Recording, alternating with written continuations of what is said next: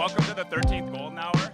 This is our office, and we are so glad for you guys to be in this space and for you to discover all the people and the awesome things that are being built and created in this community. One of the most important things and the most important people that help put this event on today is BRITE Energy Innovators. They have been supporting these Tech Talk programs for the past, I think, 4 shows now, and they're going to be lifelong partners. So I want to give you a chance to just thank them. Thank you all for being here. Good evening, everyone. I am Jing, Lyon. I am the Startup Programs Director at BRITE Energy Innovators. We support energy technology companies all across the state of Ohio, and we're very lucky to have 2 of our companies here today to talk about equity in mobility. So if I can have Michael from Sway Mobility come up, and then Ryan with Share Mobility, and then we're very appreciative that India with RTA is also able to join us as she's done projects with both of these startups. So looking forward to this conversation.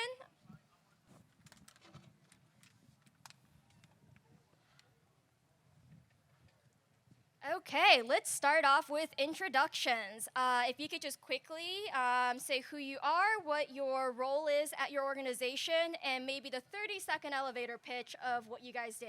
That would be awesome. Do you want to kick it off? Hi, everyone. Michael Peters. I'm the CEO and co-founder of Sway Mobility. We're a Cleveland-based EV car share company, and our mission is to increase access to mobility and accelerate the transition to EVs. My name is Ryan McManus. I'm the CEO and founder at Share Mobility. We're a Columbus, Ohio-based startup. We provide transportation services and technology that help people get to work. We work with both companies and public transit agencies, and really proud of the work that we're doing here in Cleveland with the RTA. Hey, everybody. Good to be here. India Birdsong Terry, General Manager and CEO for the Cleveland RTA. If you see a bus or a train, usually it belongs to us. And we also provide paratransit services for the county and the greater Cleveland regional area. So super excited to be here and think about ways that we can be innovative in mobility for the region. So let's start with laying the groundwork. What exactly does equitable transit mean for each of you guys? So I'll kick it off if that's okay. So public transit, I think, has been around for a really long time, right? So even if you think about RTA, it started almost 50 years ago. Next year will be our 50th. So our marketing folks are out there in the audience, and we'll be handling that 50-year anniversary for us. And we really almost go back to like horse and buggy when you think about mobility. We call buses coaches. You know, we talk about the bullpens and that kind of thing. It really goes back to almost this animalistic way of thinking about how to pull and tug the city to the next, evolution of mobility. It's really about making sure that everybody can get where they need to go. It's really about economic sustainability more so than the physical nature of it. There's a lot of folks in the city and surrounding areas that don't have opportunities if they can't get there. So if you need to get a job, if you need to get health care and all these other things that we say all the time, it's really true, because if you think about it, the opportunity to have a better life only exists if you can actually get there. So we really pride ourselves in making sure that everybody's got an equal opportunity to kind of get to the next step of where they need to be.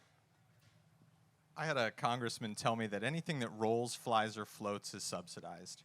And if you think about our roads, we've socialized the cost of transportation, but only a portion of our population gets access to it. And equitable access is really about trying to improve the number of people that are able to utilize transportation in all of its different forms and go beyond only having a personal vehicle as the primary mode of transportation. Yeah, I'll certainly echo, getting people to where they go is our definition, and we think of it as this mobility spectrum, right, with everything from trains and buses at one end to bikes and scooters and a pair of tennis shoes at the other. And how do we get people to where they're going in the way that best meets the needs that they have, right? If they're going to the grocery store, that may be different than going to work or going somewhere else. So just meeting people where they are and getting them to where they need to go. So you guys are all doing some very innovative stuff and projects. What is something that really excites you with this change of technology, and what's something that scares you? Who wants to go first? So I'll go. something that scares me is that we won't be successful on the first try, right? And so Ryan and I were actually talking about this. The idea is in having a pilot. Wherever you have a pilot, you have the opportunity to fail. You also have an equal opportunity to succeed, but it may not happen as quickly as people expect. I think we all can understand that, being Midwesterners and being in a city that is kind of a quasi-Renaissance city that's looked at as being the next it at some point. However, we have to kind of get out of our own way and not look at the failures, but look at the actual progress and what's on the horizon for success. So when you think about mobility, it costs money. And you've got to be able to think about how you can compete on a political scale as well to make sure that you have the buy-in. And there's always the naysayer that asks, well, why are you doing this? And why isn't it like you build it and they come tomorrow?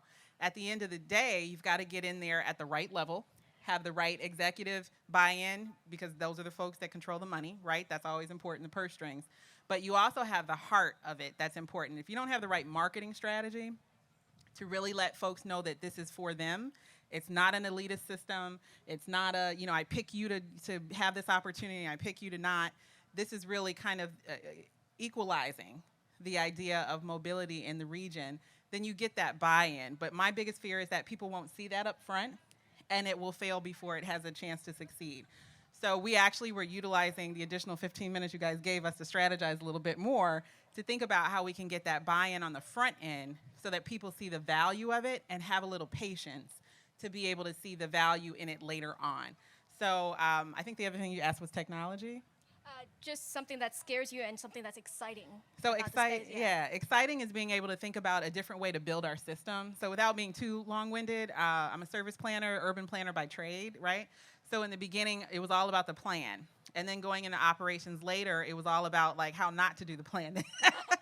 And so trying to figure out, are people actually doing what you plan out? And of course, it changes when you get on the street, right? You have emergencies, you have personalities, all kind of stuff. But you want to make sure that they both kind of converge at some point. And I think this is the opportunity to think outside of the box of traditional service planning for transit and mobility, and actually ask the stakeholders and the business owners to put the money where their mouth is, right? And usually they've got a little bit more money than public transit does. But to be able to say, hey, let's work together and think about a way to expand the system so that we don't have to wait until we get to the point of like calamity, where people are complaining and they can't get to where they need to. Let's actually bring the economic purse strings together and build it at the same time. Awesome. That was such a great answer about resilience. I mean, that we've seen this happen in places like Ohio where we haven't had a track record for decades of new technology, like in Silicon Valley, where when one thing fails, there's something new. But we do need to be, the people that are using it need to be willing to have something not work. I'm really excited about government paying attention to economic development's connection to transportation. Spent a lot of time in the last year meeting with stakeholders across the state that hold the purse strings on economic development and telling them that if you want those dollars to go to good use, you've got to make sure people can get to jobs, and for that to happen, you have to provide transportation. And their willingness to listen and their willingness to direct dollars towards those activities is really, really encouraging. Yeah, and I would just say that the thing that really excites me about the technology is really the democratization of access to some of these things, right? So in our programs, for $8 or $9, anyone can drive an EV, right? This is not something that you have to be a millionaire to do, right? And the thing that scares me is, all of this is dependent on funding, right? And so to have to take something away from someone is something we're really trying hard to never have to do. One thing, if I can just piggyback on that, right? So the way, and I'll say this, the way that RTA funded our portion, our half of the micro-mobility projects, was really us looking at what we spend too much money on that we probably could cut back on, if I'm honest about it. So thinking about small things, right? Can we cut back on paper in this area? Do we have too many cups? And I mean, like little silly things that you take for granted. And then also looking at your budgeting and prioritizing what you really can see as being helpful to the authority. So we all took a serious look at it and said, okay, what can we kind of pony up, right? And the amount that we came up with for our pilot was $600,000. And that's nothing to sneeze at, right? To be able to have one or two pilots that can really transform someone's life. And I think if we start to take that approach, then we can probably find a little bit more money than we think we have, and then be able to prove that we can be innovators in this space. And then you have the business case to go to the big wigs that have the deep pockets to say, hey, we actually took it out of our own coffers from public dollars. How can they say no, right? And that's what we're finding, where people, they can't say no, and now they have to be able to match, and you're in a better place. Well, and if I could just quickly follow up on that, one of the things about the beauty of the pilots that I think, we've all done is that has given a track record to people, and we can build off of that, right? So the Paradox Prize that we did together with the Centers for Families and Children, right? So no one ever thought that, putting an EV car share at a social service agency would work. But we got the grant money, we did it for a year, and in fact, it proved to be so valuable that now it's just part of the center's budget, right? So, you can find money when there's value, but taking that first step and trying it, and that's where the value of the pilot really comes in. You guys teed it right up. I was just going to dig into what the pilot projects that you guys have worked together, and if we could start with the startups first and then have the RTA perspective to wrap it up. Yeah, sure, happy to. Yeah, so our program, our Paradox Prize program, was with the Greater Cleveland Regional Transit Authority and the Centers for Families and Children, now known simply as the Centers. And, really great collaboration around a workforce development training program that got people to the centers on public transit, but then when they had to go out to Solon or somewhere for a job interview or for a doctor's appointment, right, they could use an electric vehicle to do that. And I think the beauty in this is thinking about the system holistically, right? Not just giving someone vocational training, but giving them the ability to live their best life, right? If you can't get to the doctor or you can't get to the grocery store, right, how are you really going to take advantage and leverage that vocational opportunity that you have? So Share Mobility, we did our first pilot, or we have an active pilot program that began in January in Solon. We're working with Greater Cleveland RTA, and it was a great opportunity for us to be challenged to look at data and pick where there was a problem and where we thought we could address it. We were basically given a blank slate of the entire city and challenged to go find a community where there wasn't transit service, but there were a lot of jobs that if you could create connections, there would be an increase in ridership. And so our project provides last mile service from bus lines in Solon to jobs, where prior to this program, you could not get to the job. What's innovative about it is that the employers have to contribute and subscribe to now be on the bus line. And so for only $3 a month per employee, a company can join the program, and then they can provide their employees with door-to-door bus service. They can recruit against this, they can use it for emergency rides, they can help employees that might be spending a lot on their commute. And we hope to prove that by having employers contribute financially, that they will promote it to employees, and that will allow us to increase ridership. And we were just awarded a second program that's going to start in Brook Park, which allows us to take the learnings from Solon, improve the program, and bring it to companies like NASA and Ford that may not be able to use transit today, but with the last mile service, they'll be able to promote it to their employees as a benefit. Absolutely. So these two guys definitely gave you the bird's eye view of the programs, and they're doing really well. So if I can take some of the stats off the top of my head, the first pilot, I believe that we provided over 1,000 rides within, I think, the first 70 days or so. And that says a lot, right? So we avoided, I want to say the stat, when you look at it, is somewhere around 200 to 300 car trips. We avoided that. So you think about what that can do if it catches fire. And that's, to say it needs to be able to get bigger and stronger. One thing I will say is that it is a supported program by our unions, and that's really important too, because Cleveland has a strong union participation. And so that was part of the kind of growing pain, right? But it really wasn't as painful as we thought it might be. And that's the challenge. That's the fun challenge, is being able to convince bodies of people, right, that it's important.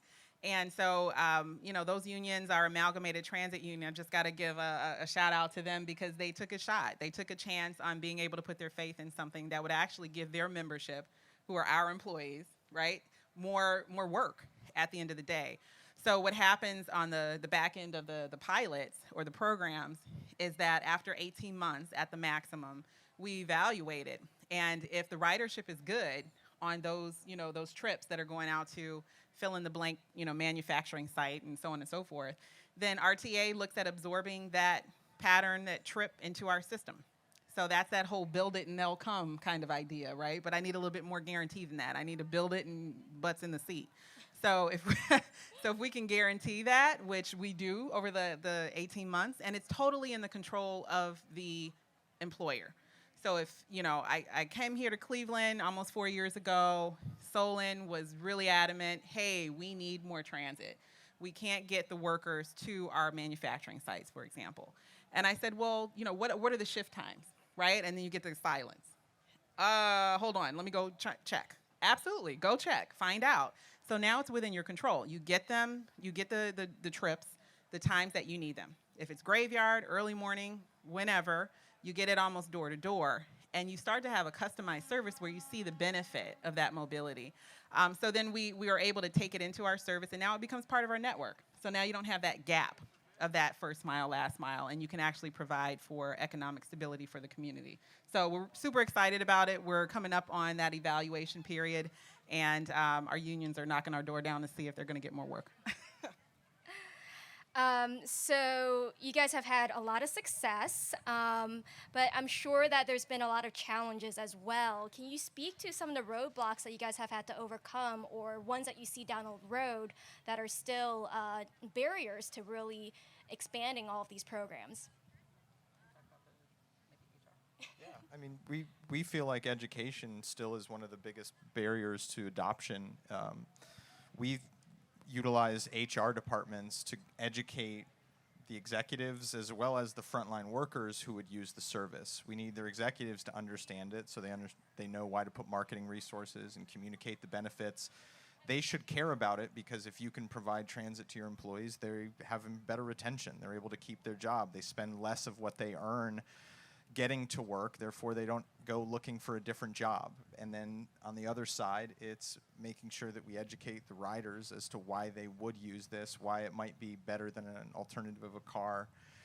But that's still the biggest hurdle is getting HR departments to be aware of the program and then putting it in front of the right people inside their companies. Yeah, and I would say for us, it really is this perception that owning a vehicle is cheap and easy, right? And the reality of the situation is, AAA does a survey every year. Owning a private car is over $10,000 a year, and you use it about 4% of the time, right? So if you do the math, you're paying $28.50 an hour to use your car, right? You could use our cars for $8 or $9. But it is battling that perception, making sure that the assets are utilized really well, right? If we're providing these services and doing these trials, right, people have to use them and people have to support them if you want to continue to see them.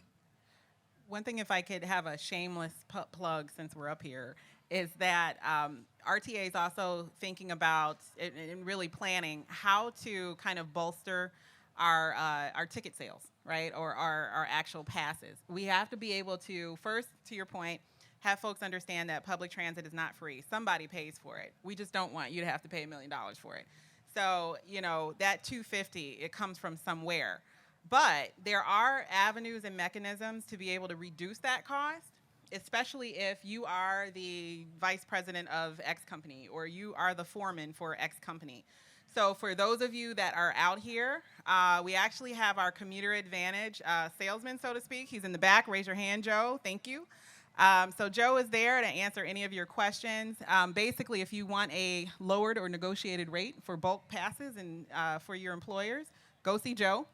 I'm happy to take those questions as well. We have a couple other folks from RTA that are peppered through the audience. But this is a good opportunity where if this pilot works, then we will be approaching those companies to also participate in those programs. And it's basically a pre-tax program for passes for your employees. So that way, it's even less, right? So you're thinking about that $10,000 a year. Well, our passes are less than $100 a month. So you do the math and see which outcome's better. Let's broaden out and look at the whole ecosystem. What are you guys seeing elsewhere that we should be aware of and considering for the future of this region? I'll be as quick as I can. I would say the whole concept of the P3. which is a public-private partnership. That model in business has been out here for a really long time, but it is relatively newer to public transit. So if we can kind of giddy up and take advantage of those business models that have worked in other areas. I know LA does it really well. Denver does it really well. New York does it really well. I think the next step we have to think about, honestly, is workforce and making sure that this kind of model is not just within manufacturing, which is what we're getting now, but also within healthcare institutions and educational institutions to help get students to where they need to be for classes so that eventually they can come work for RTA. That's great. So in New Jersey, any company with more than 20 employees is required to put commuter benefit information into their new hire packet to make it very easy to know how to ride the bus. So New Jersey is the first state to do a statewide commuter benefits ordinance, and there's maybe a dozen or so cities across the U.S. that have done that, and I think that could be the next step. A lot of the things we're doing now are the carrot, and the benefits ordinance is a little bit more of a stick where you then have to do something. But it's really important that you do get that information in front of employers. So I like what they're doing in New Jersey. Well, hopefully I don't get chased into the lake for this one, but Detroit is doing some really, honestly, really amazing things around mobility innovation. So first of all, they have a cabinet-level person in the city who is in charge of mobility innovation. The state has a mobility innovation officer. The state has grants to support mobility innovation, and Detroit recently passed an ordinance where they have a transportation innovation zone in the Corktown neighborhood. So we could learn a lot from Detroit. They could learn a lot from us, but we could learn a lot from them. And I would say closer to home, Lorain County, who has a mobility manager, is also doing great things, and they produce a whole booklet about all the transportation options that are available in Lorain County, which I don't know why we don't all emulate. That was going to be my next question. How can people who need alternative transit find out more about the different options there are, especially if they don't work for one employers who have a specific employer program? Well, I'll just say there's a lot of opportunity to be able to find out about public transit, period, right? So we're working on doing a better job of marketing ourselves and telling our story. So whether you're at a Cavs game or a Guardians game, you should be able to get that information pretty easily. We're also online, so check out our website. But I would just say, generally, find out and reach out to us, and we'll reach out to you, and how to get travel training built into your company's business. We have travel trainers that will come to you to be able to teach your staff and employer base how to take public transit. We can do this for a lot of different ways. We can do it for conferences that come to the city. We can do it for back to school kind of campaigns. We can do it for community block clubs. There's a lot of ways to be able to kind of take advantage of that. And it's almost like a little known treasure that every transit agency I've ever been in or worked for has, but it's very underutilized. So we're actually looking at probably doubling our capacity to do that and building that into the idea of promoting our brand. I've got a friend I'm going to introduce you to. He created a program in Canada where they taught elementary and high school students how to ride the bus, and it set them up for their life to be using transit. You know, you never know when somebody may need help with it, but I encourage people to go try their local transit so that they might be a source of help for somebody that needs it. It might be some coworker in your company or somebody you run into. If you've been a participant in transportation, you can be more aware of it, and you can help others and help guide others to it. So when we go into a company and I talk to an HR manager, I really don't like it to be, well, this will be great for them. I want this to be great for you, and I want this to be seen as something that you should do, not just something that's good for others. Just a quick piggyback, we do have a Kid Watch program. I don't know if we have any educators out there, any teachers or anything like that, but we've got a Kid Watch program that's facilitated by our transit police. We do have a full force of police that are dedicated to transportation of 100 officers and K-9 unit and everything. So we can come out to you as well. We do that a lot of times on public square and actually give children free IDs that actually help when it comes to, not having that fear factor. I'm a parent, I don't want my kid lost or, not knowing where they're going. But bus and train etiquette is real. So understanding how to act, what to look for. We're really big in human trafficking awareness. Our operators are trained in all kind of social situations. And so we also have ambassadors out there as well. There's 14 or 16 of them right now, including crisis intervention specialists. That's a fancy word for social workers, to be able to help folks that might be unhoused or need help to the next step too. So we've got that available.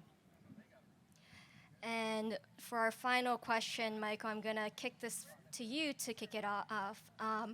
What are ways that people can get involved in making transit more equitable? Because not everybody here works specifically in the industry. So how can everybody get involved? And feel free to put shameless plugs in there. Yeah, no, I think there's really two aspects to it. The first one is, as an individual, make that choice, right? Make that choice to use the shuttle, make that choice to use the car share program, make that choice to take the bus or rapid, right? We need to support if you want to see more of these programs and make multimodal transportation a reality, like you got to use them. And then I would say, on the funding side, right, we do need support. We do need the funding for those pilots to prove that these things work in these places, right? One of our most successful programs is in the city of Oberlin, right? A rural town of 6,000 people, but they took a chance and did a pilot, and now it does fabulously well. So I think supporting it as the end user, right, as the rider or driver or whatever else, but then also, supporting whether it's government or your company or whatever else to do programs like that. We do programs as little as one car, right? So you can be a company or an apartment building or whatever else, and we'll stick one car there.